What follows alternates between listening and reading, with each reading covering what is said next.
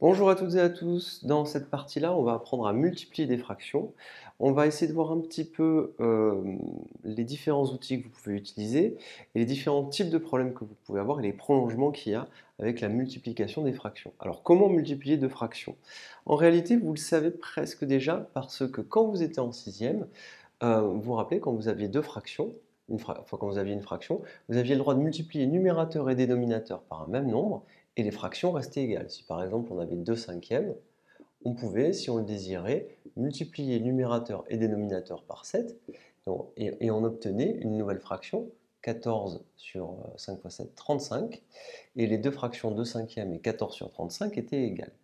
Donc on savait déjà faire ça, on savait multiplier numérateur et dénominateur par un même nombre et les fractions restent égales, donc on pouvait l'écrire soit comme ça, vous avez a sur b, vous faites k fois divisé par k fois b, vous simplifiez par k, vous pouvez les barrer, vous vous rappelez, et on obtenait a sur b, ou alors vous aviez le droit de multiplier numérateur et dénominateur par un même nombre, et vous voyez que en réalité on peut simplifier ici, simplifier ça veut dire qu'on barre le k ici, et on obtient deux fractions égales. Alors maintenant l'idée ça va être d'avoir deux fractions, et de les multiplier entre elles. Comment fait-on? C'est très simple. Eh bien, on multiplie les numérateurs entre eux, on met une grande barre de fraction, on écrit a fois c, et au dénominateur, on écrit b fois d, comme ceci.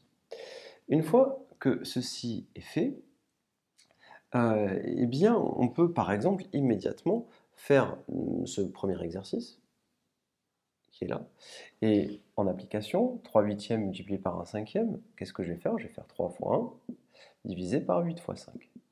3 fois 1, 3, 8 fois 5, 40. Et c'est tout. Le résultat obtenu, c'est 3 sur 40.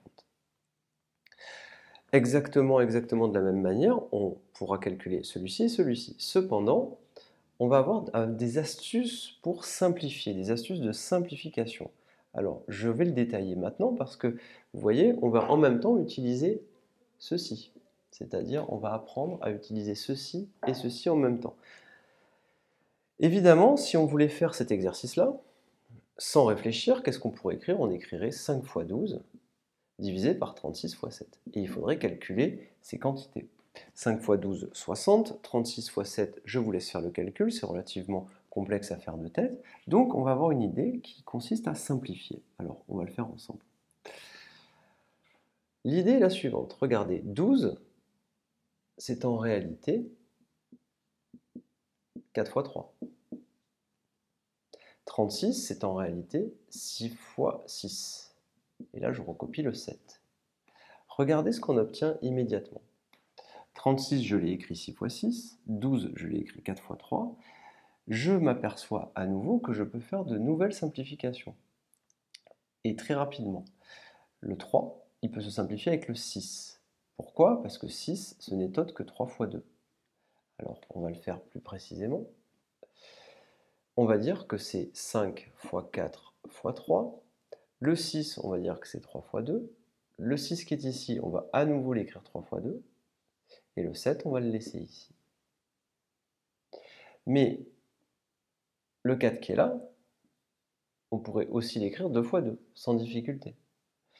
Et on pourra maintenant, je le réécris, donc c'est 2 fois 2 fois 3. Donc ce qu'on pourra faire sans difficulté à présent, c'est simplifier, c'est-à-dire que dès que vous voyez un nombre en haut et en bas, au numérateur ou au dénominateur, vous pouvez le barrer. Le 3 et le 3, le 2 et le 2. Et vous obtenez immédiatement le résultat qui est 5 divisé par 3 fois 7, 21. Alors, me direz-vous, on a fait plein de petites simplifications comme ça. Qu'est-ce qui se cache derrière ça? Eh bien, c'est la décomposition en produit de facteurs premiers, c'est-à-dire que chaque nombre, on l'a écrit comme un produit de nombres premiers, et c'est comme ça qu'on arrive à simplifier les choses le plus vite possible. Ce n'est pas le sujet aujourd'hui, on le fera dans une vidéo plus spécifique pour aller le plus vite possible. Maintenant, on va le regarder sur cet exercice-là qui est beaucoup plus simple, et regardez. Donc ici, vous avez le 3 et le 6. Le 6, vous savez que c'est 3 fois 2. Donc vous pouvez simplifier par le 3 qui est ici et le 3 qui est ici. Donc on écrira le résultat, on écrira 4 fois, donc on a simplifié 2, le tout divisé par 5. Au final, le résultat obtenu, c'est 8 cinquièmes. Vous voyez donc qu'on a différentes manières de calculer. Ici, c'est très simple. le résultat se fait immédiatement, mais si on a envie, on peut simplifier et écrire notre fraction sous forme ce qu'on appelle irréductible. Et ça, c'est dans un deuxième niveau qu'on le verra. Donc aujourd'hui, ce que vous devez retenir, premièrement, c'est cette règle-là.